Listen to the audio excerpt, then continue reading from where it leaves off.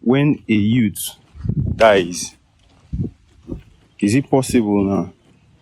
No ife okwu na-akpa ya akpa no ife okwu n'ọnọdụ mgbe nwanne ọ na ife dị, yes, ife ike, but I feel no misalignment in most cases, not every case, because Ibu akajo of Mmuo gị, Ibu your chief first of all, Ibu a spirit as well, then all the other spirits attached to your spirit, yeah, Ibu, they are offer holder in this phase, which is why if you tell somebody that so and so happened to that person, it's on your authority as a commander of spirits, a commander of ground forces of spirits, that anything can happen, right?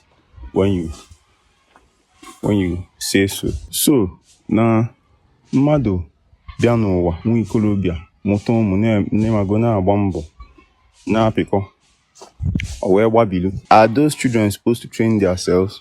Are they supposed to train themselves, the reincarnated ancestors, in the way that they should go? Each oil up with a breach in nature. If it may be because no if it does not make sense to me.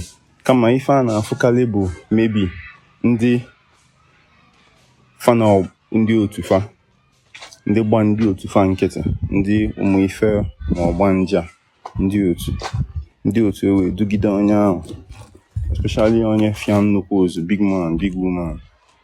Ndi Otu edugide that person duputi ya n'ebe dị anya. Mother duputi ya n'ebe dị anya. Lapia afia na osena bụ na Ndi Otu elapụ ya. Ndi Otu ebu flashy cars and everything, duly somewhere. Lapụzi ya. So what is the person supposed to do? And I go sikwa gị na enwekwa a narrow path, a long path where ingas waka alone. Now, if you are emezable, oje banyezi n'ofu kanka moto ifu no